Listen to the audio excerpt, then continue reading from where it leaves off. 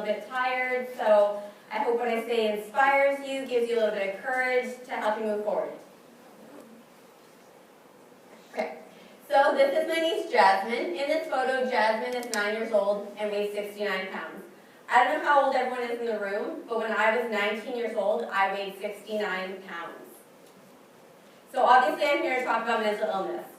By the time I was 19 years old, I suffered from anxiety, OCD, some form of an eating disorder. And when I say some form, I actually was kind of considered a floater because although a lot of eating disorders kind of come out as food-related, body image-related, mine was more linked to my OCD, which was a great kind of segue into what I'm getting into next. So I also had panic disorder. So I'm going to jump into being 24 years old because that's when my, I guess, mental illness kind of affected me the most. Most of the time I went through, especially at your age, oh, I'm going to be fine, I can get through this, oh, brush it under the covers, don't talk to my friends about it, just keep going. At 24 years old, I was in my kitchen. Don't get freaked out. I was chopping up a red pepper, I lived with my boyfriend, and all of a sudden I had an image of stabbing my boyfriend with a knife. Oh my God, yeah, freaky, right? I threw the knife, I freaked out, oh my God, what's happening? I don't want to do this, but what if I do? That was the first thought I had, okay? Many other thoughts came after that. What if I end my life? I don't want to end my life, but what if I end my life? Obsessing about these thoughts. I couldn't function. I'd wake up in the middle of the night, I would sneak into our room, and I would put my head on his chest to make sure I didn't do something crazy in my sleep. I was petrified I was going to do it, so clearly I didn't want to do it. Try and go to the gym, try and occupy my mind. Everything felt like a subliminal message. Oh, I'm going to end my life, I'm going to do something stupid, oh my God, what's happening? So what did I do? I called the helpline. Then I made an appointment with my family doctor, and later on I was diagnosed with pure OCD.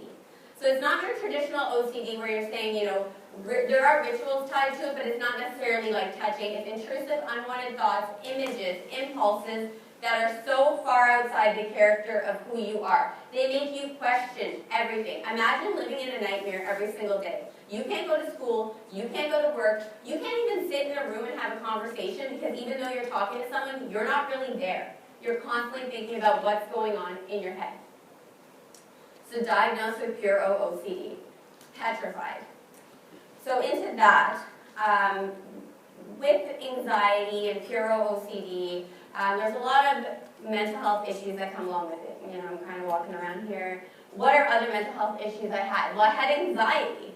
I've been diagnosed with anxiety since I'm 10 years old. My anxiety was so bad when I was about 19 years old that I couldn't even be in the house by myself alone. If my dad went to the store, I would call him right away. Oh, you gotta come pick me up. I can't be alone. I can't be alone in my own thoughts. I know a lot of you guys aren't from the Ottawa area, so I lived at the beginning of Walkley Road. I'm not sure if anyone knows where that is, and Algonquin College. I had so much anxiety I couldn't bus to school. I would walk to school every day from the beginning of Walkley Road to Algonquin College and back, over a 2-hour walk, because I was so anxious. This reoccurred again at 24 years old.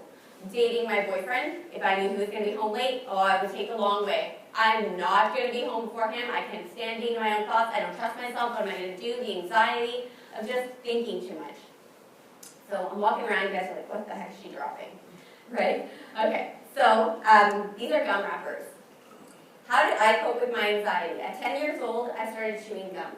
When I was 19 years old, I was chewing 15 to 16 packs of sugar-free gum a day.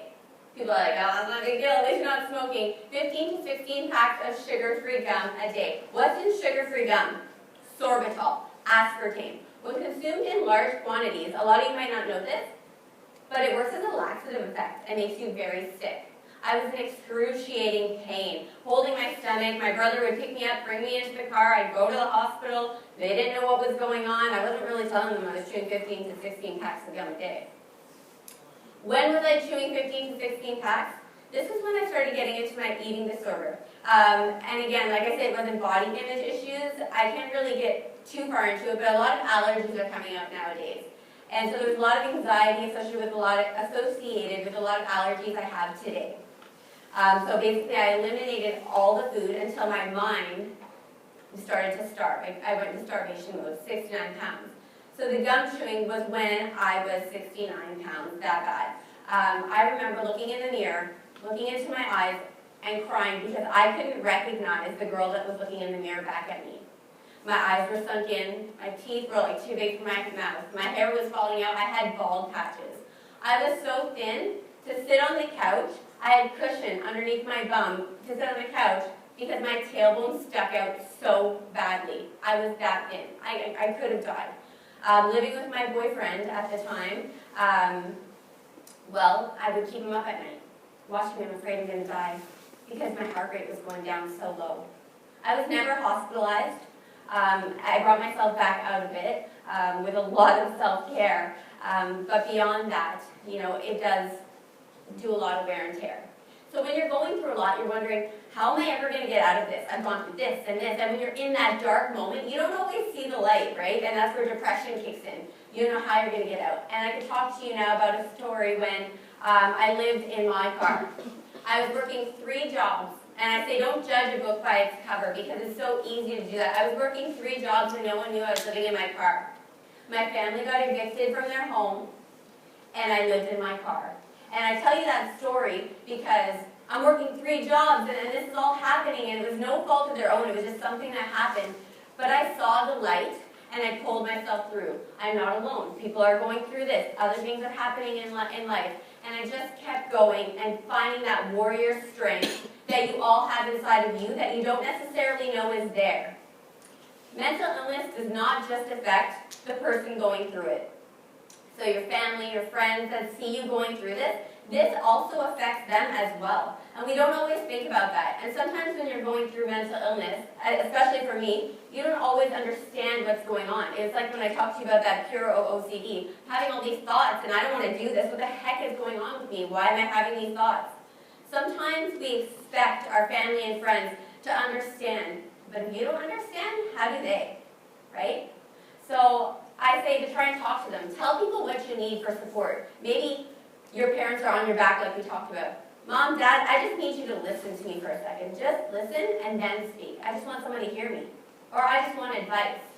So working together as a team and collaborating. So how did I get better? Well, I was at an event, much like you guys are here today, only there was hundreds, and women were standing up and speaking about their inspirational stories. And I stood next to my boss, who at the time was anything but understanding. My boss used to say to me, "Why are you so thin? Do you have an eating disorder? Go eat a steak." I never told her anything. And I was standing beside her that day crying as I heard these women speaking out about their stories. And I thought, hey, I want to do that one day. I want to inspire. I want to talk about my story. There's a reason I'm going through this. Maybe it's to help somebody else. Maybe something I'm going to say is going to trigger somebody. But I can't help anybody until I help myself first. So I reached out to a complete stranger. And sometimes reaching out to a stranger that you don't know is easier than speaking to family and friends. And she guided me and supported me. And it's a huge support system to me today. I reached out to my family, friends that are here in this room today supporting me. And I talked to them. I said, hey, I need help, instead of brushing it under the cover. And then I was referred to the Royal. At first, I was like, yes, I'm going to get better. I'm going to go to the Royal. Finally, things are going to align. I'm not going to be just floating around. And then I had my first appointment. I was embarrassed to come in here. So I made my mom come with me. They're going to think it's her that has a mental illness. I'm supporting her. It's going to be great. Then they call your name up and you kind of go up there. But today, I walk in here and I feel so great.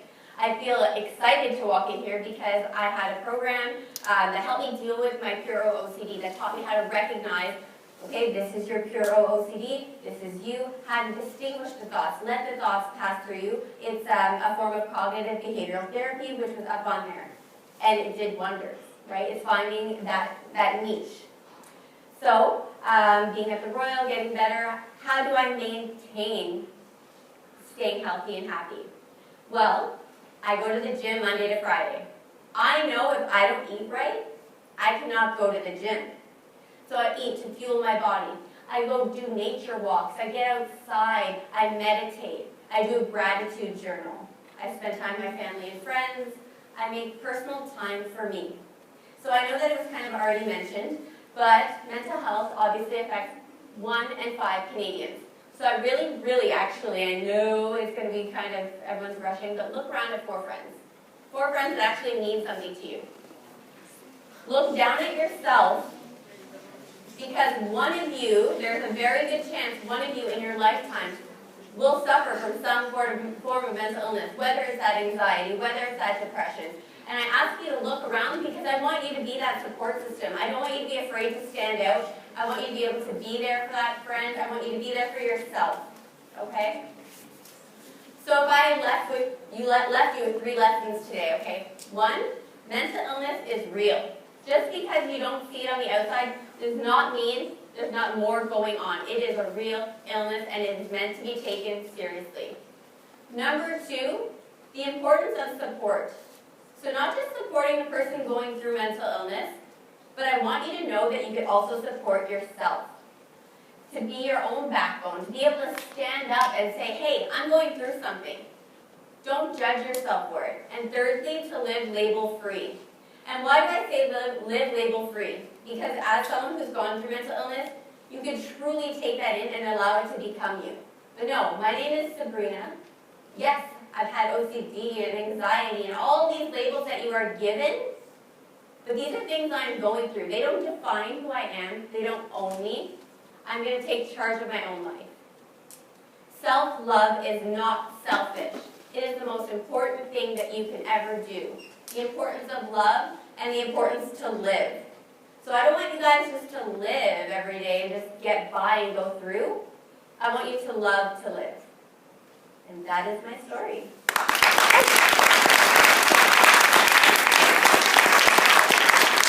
I want to tell you, the reason this picture is significant, that's my husband. And what I forgot to fail in the beginning, failed to tell you in the beginning of the story, when I was 19 and going through all those health issues, I was dating him at 17.